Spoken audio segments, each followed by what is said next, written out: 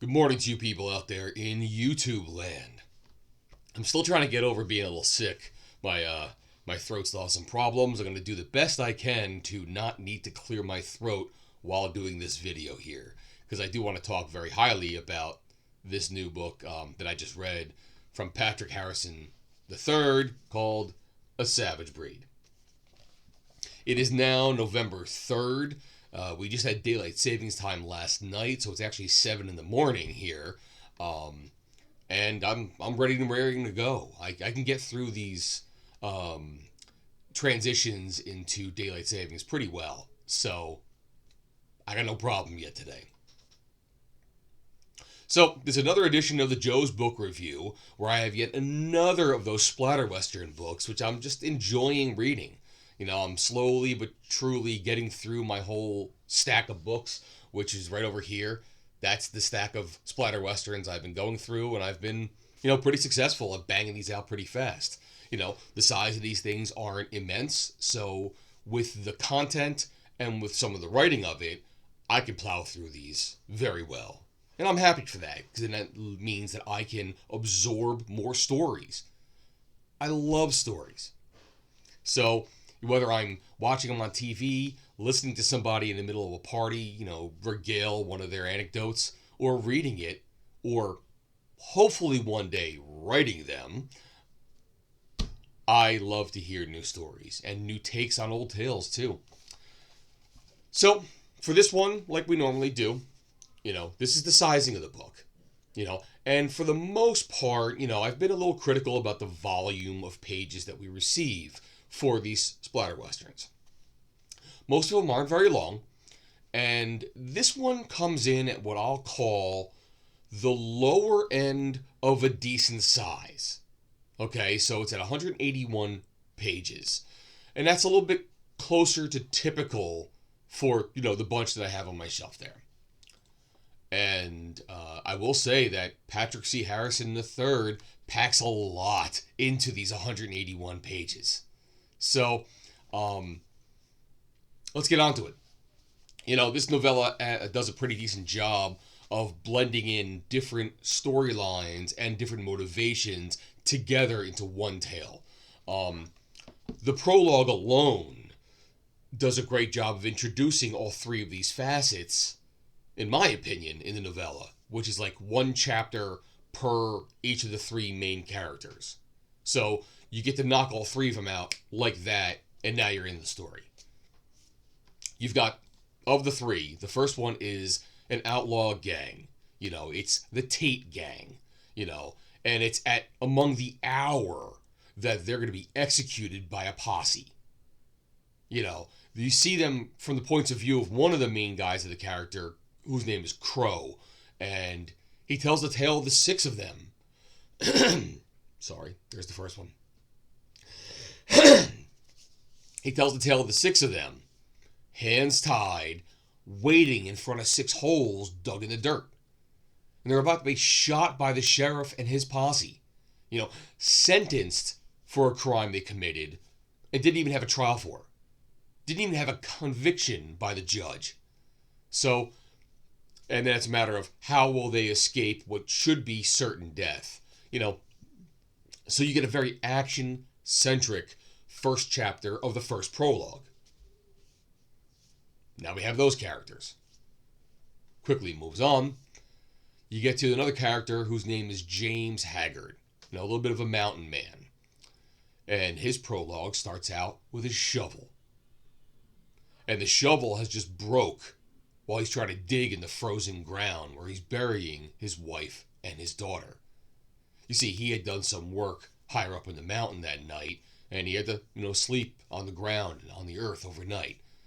But when he came home, he found his family massacred. And they even had defensive wounds on their arms in such a way that they were trying as hell to avoid being killed from some knife-wielding intruder into their home. And James Haggard, he never did trust the Injuns in the area to begin with, and they do live in some of the nearby regions, so he now has a reason to kill every last one of them that comes across his path. That's his chapter of the prologue. Then we finish it out with the third chapter of the prologue, where we get a little girl, not a woman, a girl, by the name of Elizabeth Hughes. And it starts out innocent enough. She's in the barn, she's milking the cow, and this task then becomes heartache for her, because her father comes home on a horse, but he comes home shot dead. You know, the horse had led himself back to the home, and the father's body didn't fall off of it. But when he comes home dead, she gets this almost feeling of freedom that can now wash over her. She now feels emancipated from her portly, insecure, useless mother. You know, a godly woman who even has an obsession with the local priest, Father Milton. She packs up a little bit of, some weapons and some food and decides to leave, maybe to go to California. So now you've got all three of these prologue stories, and they're fleshed out in some pretty striking detail, And then their stories will soon commingle, and their lives commingle, as you're brought forward, in my opinion, quite brilliantly. Pardon me one second. So as the novella progresses, it wants to flesh out the characters a little bit more. So you get the backstory of how the Tate gang even showed up to the predicament that we're introduced them to. It fleshes out their individual stories, who this Crow is. They even have this squaw woman that they picked up along the way, and the things that she had to deal with. Being a prisoner, being an Indian woman, things like that.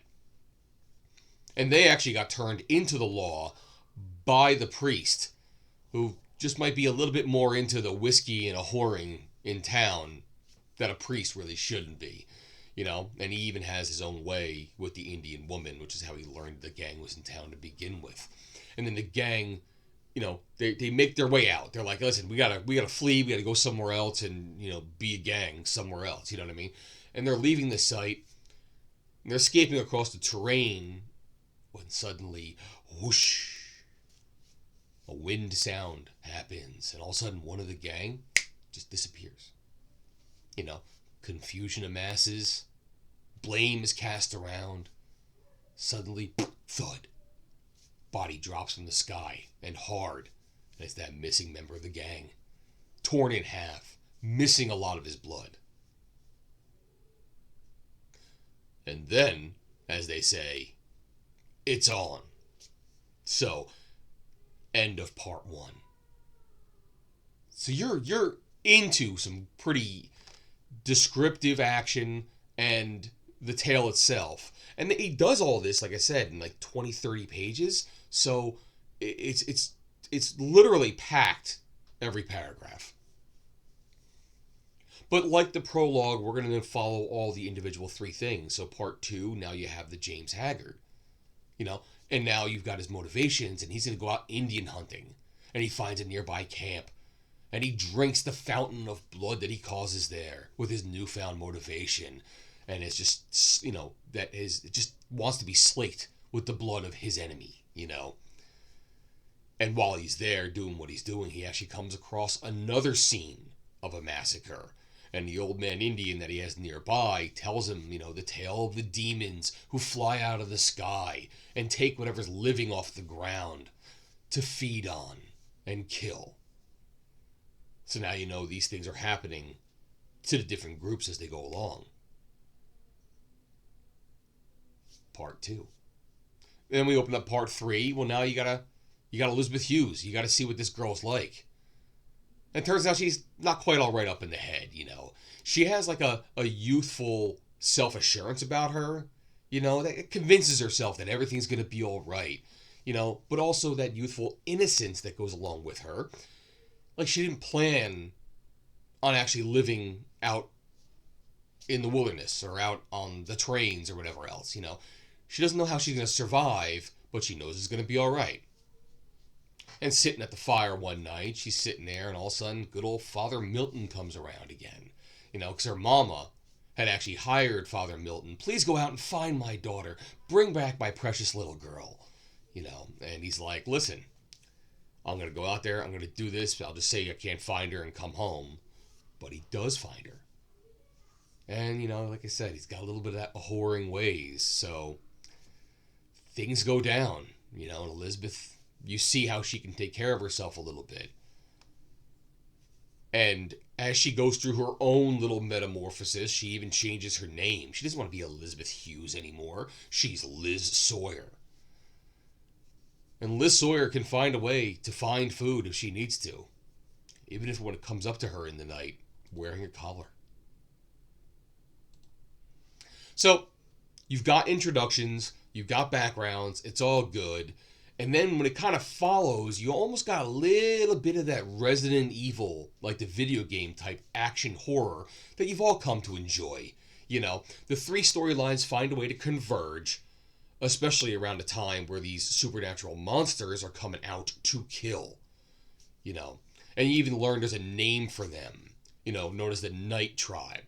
And in fact, they take a moment here with one of the chapters where they kind of do like a travel log, which gives you historical details of like these things popping up over time in history.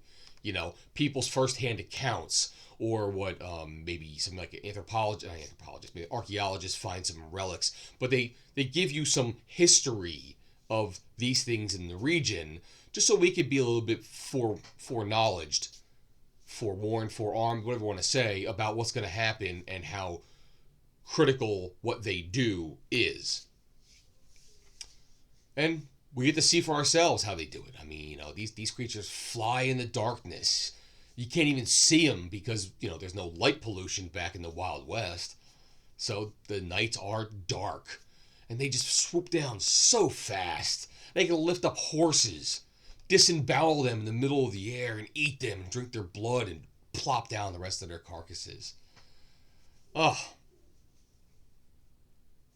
But as far as other details are concerned, you got to just read it for yourselves and enjoy it. And you've got this cadre of characters who have to try to defend themselves against this. So, how do you survive the night? A savage breed, indeed. And is the savage breed they're talking about the Night Tribe? Or the characters that we're learning about? That's a good question to ponder. Now, switching gears for a second, I will say, one of the things I do love about some of these splatter westerns is just, the Easter eggs they give for each other's works. Early on, the girl finds in the body of her father a sheriff's wanted poster. And it's a wanted poster for the Black Magpie, which we've been introduced already in the Magpie Coffin, which is a good read. In fact, you can find my review on that one here as well. Later on, I think one of the characters, I think it's, what's his name again?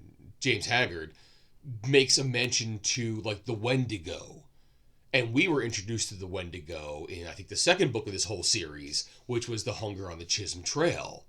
Again, the review is out here and available. That's why I was able to understand the reference when I read it. And even during the travelogue, they do a lot of little Easter eggs in here where when they're doing little sections of what people are doing at certain times, they're using names of people. And the names that he uses in the travelogue are actually names of some of the authors of the other ones. So, for instance, and I'll hold this up, you might not be able to read it, they'll say, like here, in 1805, this whole thing happened, and they give you what happens there. And then in 1849, oh, this is what happened to that family in 1849. And then, hey, in 1886, and boom, boom, boom, this all happens. But as they're going through the details, you'll see one of the people that had something happen to them, the name was Kenzie Jennings.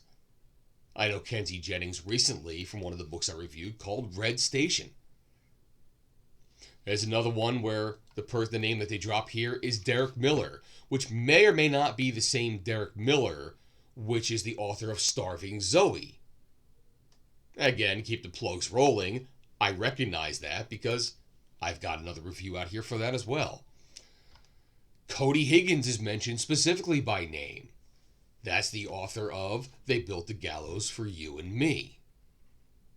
Chrissy Morgan, author of The Night Silver River Run Red, is also mentioned as one of the people who have encountered the Night Tribe in some fashion. So, I just, I think that's really something when they do this. It's like these authors of the splatter westerns are really giving some good nature and supportive nods to each other, and it happens back and forth.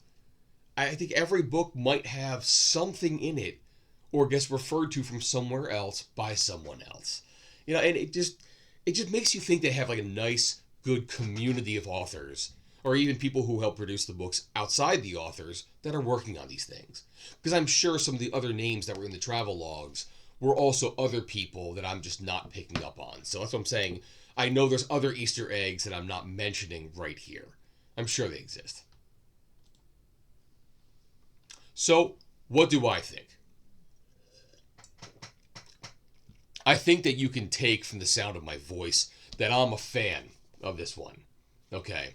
And I tell you what, of all of them, you could easily make a movie out of this. There's enough in it already that it's complete enough to be a standalone movie and its own standalone storyline. Even though a lot of these splatter westerns are standalone novels, they just might have a little, person that wanders through from another book. It doesn't make or break the book that you're reading. You don't have to read the other one in order to understand this, but it's just like, hey, it happens. So I don't know if they're all meant to be in the same shared universe like you see happening nowadays with Universal's Dark Universe or Marvel movies or whatnot, but they're all at the same time frame and they all exist. But as far as this one's concerned, like I said, if they ever wanted to go to Hollywood, I think this would be a great first one to throw out there. And it would work out great too, especially if they title it like Splatter Western, a Savage Breed.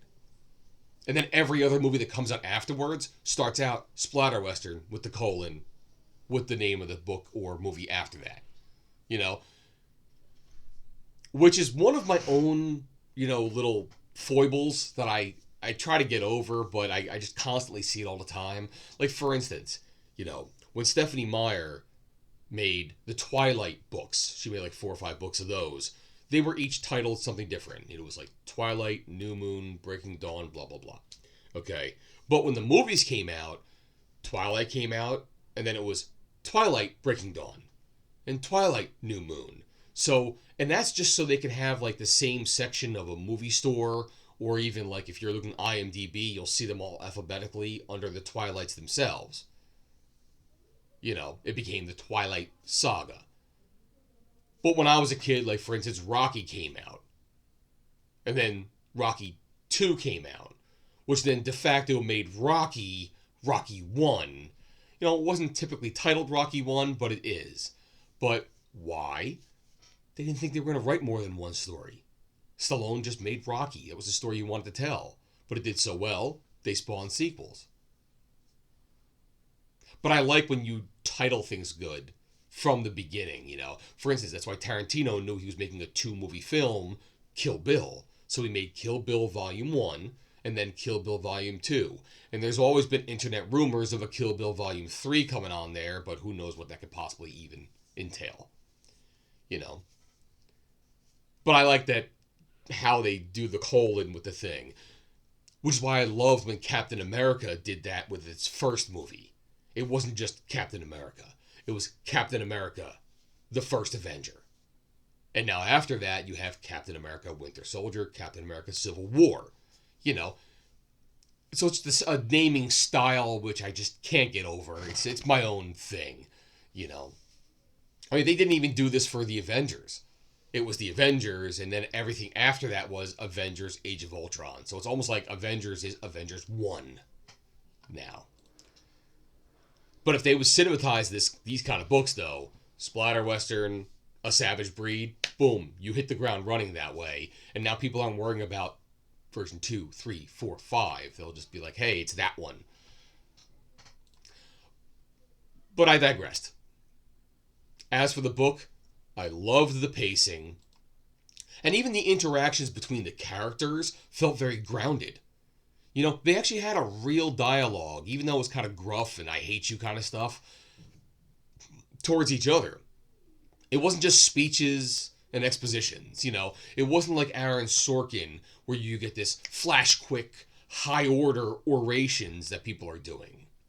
Or even like the Tarantino-esque style of, I'll use the word pontificating, but I know it's not the right word, but well-rehearsed, perfect dialogue. You know, what you get here is, you know, sentencing. You know, they need each other and they have to come to grips with staying in each other's vicinity, you know, and you get that they don't like each other and they tell each other that, but now it's like, well, hey, we have another problem to deal with. And, you know, you can not like each other and still kill monsters. So that's what I have for that part of it. If I were to switch gears and talk about any negatives of the book, I kind of come up short. You know, I'm glad to see that the issues that I've had with the original batch of these books that came out tends to have gotten worked out more. You know, it's before I didn't think there was a lot of editing and proofreading, but now I come to this one, it seems that's done. In fact, let me look real quick. I think I have a first printing here. I'm only going to assume that it is because it doesn't say anything on the bottom. And you don't have that thing where it says like 2, 3, 4, 5, 6, so you know that if it starts with a 2, it's a second printing. So it seems like this is a first printing of the book. So, I only had to stop one time during reading this because of like a spelling error or something that didn't seem correct sentence and grammatically. And literally, it was very, very small. It was, I think they misspelled the word coyotes. You know, towards the back of the book, they left off the E. So when I read it, it was coyotes. And I was like, oh, they meant coyotes. I was like, all right. I was like, there it is. You know, that's what I'm come to expect at this place. But it was only one that I noticed as I was going through my first read. So they're doing better with getting this stuff, at least printed words, accurately, in my opinion. And there was only one other thing. So like I said, I came up short noticing things about this. And this second thing, I'm going to put a little bit more time into this than I need to, but I got to give you a backstory. So, and I'm going to stick as best I can to make this thing follow my axiom of being spoiler free. But as I read from the comment on the top of the book, when PC3 writes this, he adds a little, I'll call it a twist. It's not really, but I'll call it a twist at one of the closing chapters here. And I wasn't even attempting to be aware of what he was addressing. And I'll say, let's just say it was a question that I didn't even know needed to be answered. No, I wasn't dwelling on it. I was just going along for the ride. But we'll call it, they let an unknown fact kind of just drop out onto the page for you. You know, and it did have the effect of having more insight to one of the characters and kind of gave you a little bit of a closure for another character, if you call it that. And again, that might not be the right word.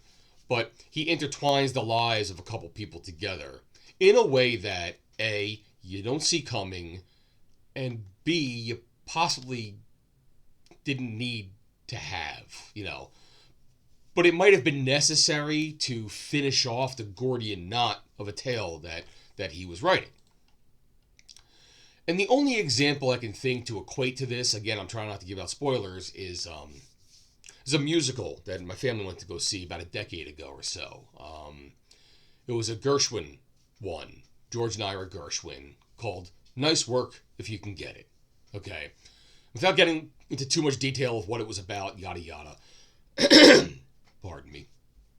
You know, you got a big group of people to get together. You know, you got bootleggers that land on the beach with like 400 cases of gin they gotta hide.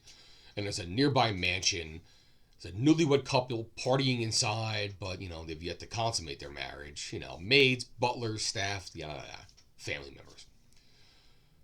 And let's just say the storyline goes on. People argue, fights break out, but you always get the, you know, behind the scenes, oh, I've always loved him and I've always loved her in the background, you know.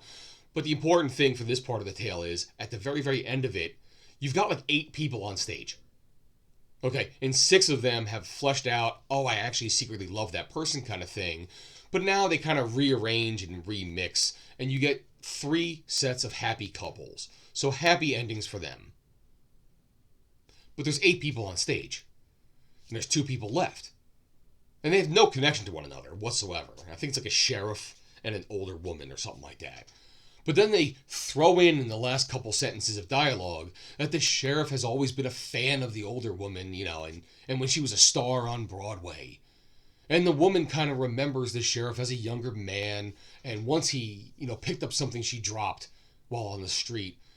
And she always thought it was a memorable and honorable and sweet gesture that he had done to her. So they find a small little way to pair them up, and now all 8 have become couples, and they've all found one another. So it kind of like no one was like a fifth wheel on stage, because everyone has their own happily ever after, And it's one of those things that didn't have to happen, but hey, it's a musical. So everyone gets their happily ever after. And I don't know what it was about that lesson that always stuck with me. It's just connecting loose threads together, but threads that never seem to have been loose. And you're trying to tie up everything into a nice little bow. Especially when, to my belief, there hadn't even been a hint in that, in that, musical, that there was a moment before that even alluded to this. There was no case of the woman telling a story earlier saying, it reminds me of that time where some gentleman once assisted me from losing my whatever into a puddle in the gutter when it dropped out of my hands, and then got all dirty and messed up. And then finding out later on that this man was that man. And she didn't recognize him at the time. So it kind of, that, and, sorry, almost done. And what happened at the end of this book, it was a loose end that got tied up that was almost like an afterthought add-in to me. But let me be fair. It wasn't a world ender. It didn't ruin the book. It didn't. It just, and it, like I said, it doesn't even deserve to have this much time on the topic. But it existed. So you might get to that part of the story and be like, oh, wow. Or it might be like, yeah, okay, he did that, and moving on. So, again, PC3, you made a great book here. Thank you very much. I don't believe, even though there's a little bit of a, there could be more to the people in this story that survive, and you can follow them further on. Might not be necessary, or you can come up with a fantastic story in your mind. But I look forward to reading something from you again, especially if it's as good as this one is. So, I will call it there. I'm just under a half hour right now. Didn't even think it was going to go this long.